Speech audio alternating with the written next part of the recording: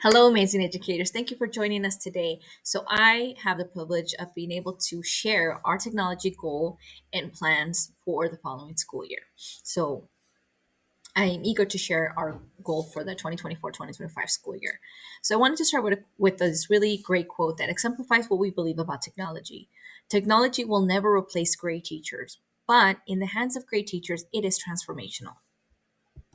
So we have three goals established for the following school year. We're going to use these three programs or applications that we really feel are going to benefit you, are going to support you, and they're going to be additional tools in your tool belt. So we're going to use Sync through Springboard, Edpuzzle, and Parent Square. We want our goals to be measurable. We want them to be smart. We want to really get just our bang for our buck. So the way that we're going to do that and our rationale is to implement these programs and applications school wide. So when looking at our goals in kind of our school culture and our environment, we really feel like these three applications are applications that any teacher on our campus can use. So our specific implementation will be to use the three programs. Our measurable goals will be to give feedback and provide more resources through our through our professional learning communities and during our staff meetings. Our achievable goals will be that these are applications that a lot of our teachers have some familiarity with. They're relevant because these are very proven to have student success. And then, as far as timely, we are going to make sure that we provide you all of the training necessary. We're going to provide you those resources at the beginning of the school year so that you feel that you can be successful using these programs. Excuse me. So, our timeline will be the following school year.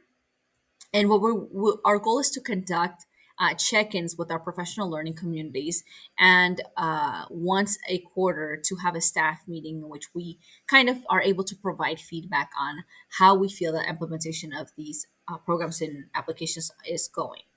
We will pull data of usage and of the applications just to give teachers an opportunity to see, to kind of get a visual and get some data on how students are progressing through these applications and how it is benefiting them. So the first application we're going to talk about is Sync. So Sync is really great because it is connected to our curriculum, which is Springboard, and it really helps. It's really going to help our students regain some of those learning losses that they had during the COVID-19 pandemic. So this program helps students develop reading comprehension, which I think is something that obviously all of our students can benefit from. And this is a program that any teacher in any class can use for something as simple and as necessary as is in our regular English classes and in our history classes, even in our home economic classes. We can find in our electives some applications for some uses for these applications. So the nice thing is that students take a level placement test, is which starts as early as kindergarten for our English learners, maybe our new students that have arrived in the country, all the way to college level, and it really meets the students where they are. It provides some informational text that they can read, which are lift-off courses, and we're going to be trained a little bit more about that.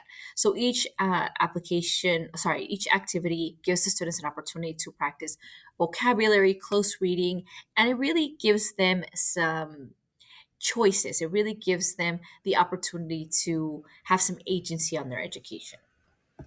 So again, it is connected through our Springboard curriculum, which every student on campus has the ability to access.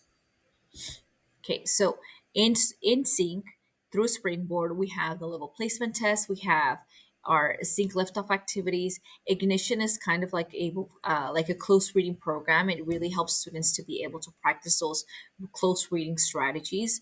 There's a dedicated vocabulary section. So for you science and history teachers, maybe you want to assign a specific set of vocabulary that will support your content that day.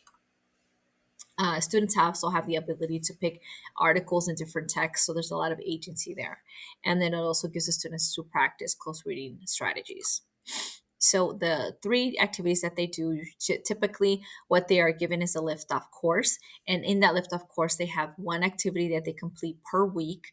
And each activity has a vocabulary review, a reading of some sort, an informational or narrative text, and a quiz that goes along with it. So the nice thing about when they take the quiz is that they get immediate feedback. They get their score right away, so they can see how they are progressing. It also gives them a map that helps guide them through the course. All right, the next application we're going to use, the next program we're going to use is called Parent Square. And so Parent Square is a really amazing resource for teachers. Let's face it, we want to be able to communicate with our parents. We want to be able to communicate with guardians. We want to be able to give our all of our the members of our community. We want to be able to give them information about our students, but sadly we just don't have enough time. We just don't have enough time in the day to call every single parent and communicate the way that we would like. So Parent Square is a really great resource that we can use to communicate with our parents, to send messages. As you can see here, we are able to just even send something as simple as like a reminder of meetings that we're having on campus. This week with the election, we were able to let parents know we were doing a mock election, and it's really great. It's a really great resource that we're going to be trained on. So we can send individual messages to parents. We can send alert and notices. We can send flyers home. We can even group students together. So, for example, if you're offering tutoring on Tuesdays, you can send a message to remind parents, "Hey, I'm offering tutoring from Tuesdays from 3:30 to 4:30, and your student would definitely benefit from being able to attend." Some permission slips and ability for them to kind of communicate with us in an easy way. We can send out some polls. Okay, the last application we're going to talk about is Edpuzzle. And so Edpuzzle is a really great resource that we can use for our students. So these are video lessons, and students are able to take a quiz with the lessons. So the great thing about Edpuzzle is that students can pretty much watch a video and take a quiz on any particular subject. Sorry, it is a great formative assessments. It's a great for review, and it's great for students who might go, when we do distance learning or independent study. The nice thing about Edpuzzle is that it gives the teacher the option to create a quiz that is multiple choice, or it gives them an option to take a quiz that has open-ended questions, so that they can maybe reflect in their own words in their own way. A new feature with Edpuzzle also is that now students are able to record their answers verbally. So that's also a great resource for some of our English learners. So the nice thing about Edpuzzle is that when they take the quiz and it's multiple choice, they get instant feedback. So another great way, another great uh,